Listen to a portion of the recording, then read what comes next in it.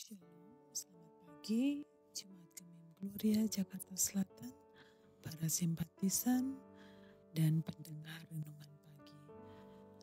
Puji syukur berkat Tuhan masih kita rasakan di pagi ini, di mana kita boleh beristirahat dan bangun dengan tubuh yang diberkati oleh Tuhan, dan memiliki kesempatan untuk merenungkan firman Tuhan. Mari kita berdoa. Bapa Surgawi, kami bersyukur atas segala rahmat dan anugerah-Mu. Kami mohon ampunan atas dosa-dosa kami dan memohon petunjuk-Mu melalui bacaan Alkitab Matius 18 ayat 4 dan 5. Anugerahilah kami hikmat-Mu untuk memahami kehendak Tuhan. Di dalam nama Tuhan kami Yesus Kristus kami berdoa. Amin. Matius 18 ayat 4 dan 5 berkata, "Oleh sebab itu siapa saja yang merendahkan diri dan menjadi seperti anak kecil ini, dialah yang terbesar dalam kerajaan surga. Siapa saja yang menyambut seorang anak seperti ini dalam namaku, ia menyambut aku." Demikian ayat 4 dan 5 dari pasal 18 Injil Matius. Tema ibadah kita adalah merendahkan diri. Kita sudah tahu bersama latar belakang ayat ini adalah ketika para murid Yesus bertanya, siapa yang terbesar dalam kerajaan sorga? Yesus menjawab dengan tindakan simbolis, memanggil seorang anak kecil ke tengah-tengah mereka. Dalam konteks budaya Yahudi pada masa itu, anak kecil dipandang sebagai sosok yang rendah hati, tidak memiliki status sosial, dan sangat bergantung pada orang dewasa. Yesus menggunakan anak kecil sebagai model kerendahan hati, ketulusan, dan ketergantungan kepada Allah yang harus dimiliki oleh mereka yang ingin masuk dalam kerajaan surga. Ayat 4 menekankan kerendahan hati sebagai kunci utama. Yesus menekankan pentingnya merendahkan diri untuk menjadi besar dalam pandangan Allah. Saudara-saudaraku, merendahkan diri seperti yang diajarkan Alkitab seringkali berbenturan dengan pengakuan terhadap usaha keras, keuletan, dan ketekunan seseorang. Ada beberapa tantangan ketika seseorang ingin merendahkan diri. Pertama, ada konflik antara kerendahan hati dan pengakuan atas keberhasilan. Orang yang tekun dan bekerja keras sering mengharapkan penghargaan atas usaha mereka. Ketika tidak dihargai atau diakui, mereka mungkin merasa kecewa yang membuat sulit untuk tetap rendah hati. Alkitab mengajarkan bahwa penghargaan manusia bukanlah tujuan akhir. Kalau kita lihat dalam Kolose 3 ayat 23 sampai 24, Paulus menasihati bahwa segala sesuatu yang dilakukan hendaknya dilakukan seperti untuk Tuhan dan bukan untuk manusia.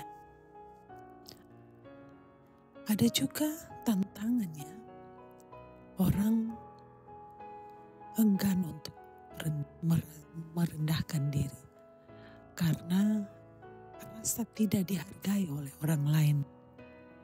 Ketika seseorang telah menunjukkan keuletan dan ketekunan tetapi kontribusinya diabaikan, ia mungkin merasa frustrasi dan kehilangan motivasi. Ini bisa memicu keinginan untuk membuktikan diri yang sebenarnya bertentangan dengan sikap rendah hati. Kalau kita ingat kisah Yusuf di Kejadian 39-41, meskipun ia bekerja keras dan tetap setia kepada Tuhan, ia berkali-kali diperlakukan tidak adil sebelum akhirnya dia diangkat menjadi orang penting oleh Firaun. Yusuf tetap rendah hati meskipun ia layak mendapatkan penghargaan atas usahanya. Hal yang ketiga, tantangan yang ketiga adalah perasaan kompetisi dengan orang lain. Dalam masyarakat yang kompetitif, keberhasilan seringkali diukur dari bagaimana seseorang mengungguli orang lain.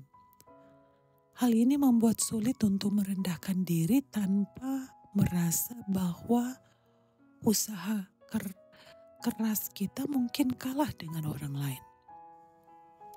Tapi kita perlu ingat Filipi 2 ayat 3-4 mengingatkan untuk tidak melakukan sesuatu karena ambisi atau kesombongan, tetapi dengan rendah hati menganggap orang lain lebih penting daripada diri sendiri. Nah, ada juga tantangan seperti mengorbankan kesombongan atas prestasi pribadi. Sulit untuk tidak membanggakan diri atas hasil kerja keras, terutama ketika itu adalah buah dari perjuangan panjang.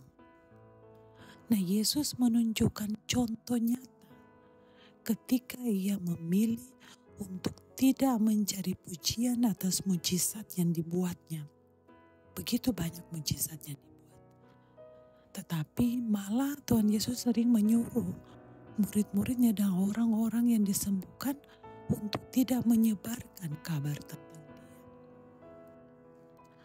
Jemaat yang diberkati Tuhan, ketekunan dalam bekerja keras dapat membuat seseorang merasa bahwa semua keberhasilan adalah hasil usahanya sendiri. Ini dapat mengurangi rasa syukur dan ketergantungan pada Tuhan. Ulangan 8 ayat 17-18 bangsa Israel diingatkan untuk tidak mengatakan kekuatanku dan kekuasaan tanganku yang memperoleh kekayaan ini bagiku. Tetapi harus mengingat bahwa Tuhanlah yang memberi kekuatan untuk memperoleh keberhasilan. Akui bahwa semua keberhasilan adalah anugerah Tuhan. Jadi kita dapat menyeimbangkan keuletan dengan kerendahan hati.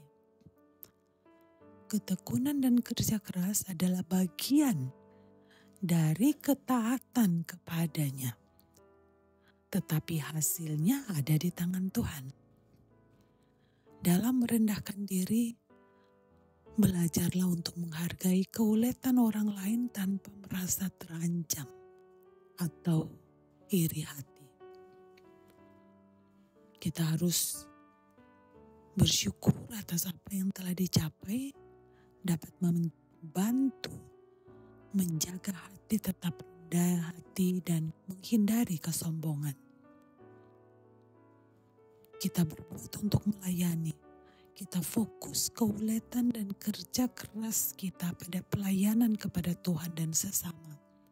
Sehingga perhatian pada diri sendiri berkurang.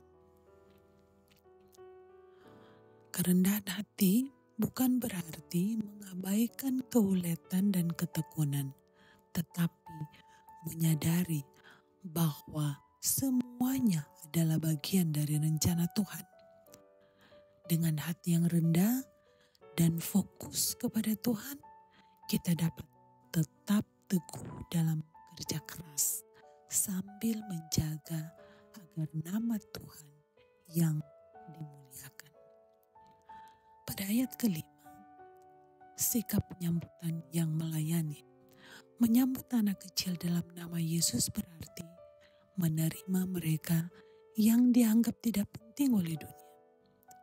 Ini melambangkan penerimaan kepada mereka yang lemah dan yang membutuhkan pertolongan.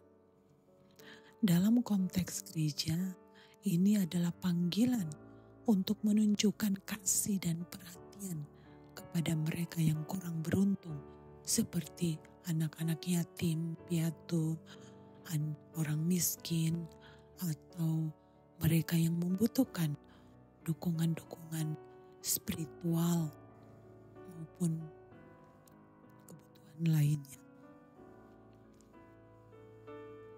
Setiap kali kita melayani yang dianggap kecil, kita sebenarnya melayani Kristus, Tuhan kita. Saudara-saudara yang dikasihi dan diberkati Tuhan, kiranya dalam perjalanan kembara rohani, mari kita belajar dari anak-anak tentang bagaimana merendahkan diri di hadapan Tuhan Allah. Mari kita berani mengakui kelemahan, keterbatasan, dan merasakan keagungan kasih karunia-Nya yang menebus, mengampuni, dan menyelamatkan. Sehingga kita memasuki kerajaan-Nya dengan penuh kepercayaan yang sungguh dan hati yang tulus. Ketika kita merendahkan diri di hadapan hadirat Tuhan Allah, maka kita akan menemukan kedekatan dengannya dalam iman yang menyempurnakan. Amin. Mari berdoa. Ya Tuhan, kami datang ke hadirat-Mu dengan syukur atas firman-Mu hari ini. Engkau telah mengajarkan kami melalui Matius 18 ayat 4-5 tentang pentingnya merendahkan diri seperti seorang anak kecil untuk menjadi yang terbesar dalam kerajaan surga. Ajarlah kami Tuhan untuk memiliki hati yang rendah, tulus, dan bergantung penuh kepadamu. Tolong kami menyingkirkan kesombongan, ambisi duniawi, dan keinginan untuk mencari pujian manusia, agar supaya hidup kami mencerminkan rendah hati yang memuliakan nama-Mu. Ya Tuhan, ya Allah kami mohon hikmat dan kekuatan Roh Kudus-Mu untuk menanamkan firman ini dalam kehidupan kami sehari-hari. Dalam nama Tuhan Yesus kami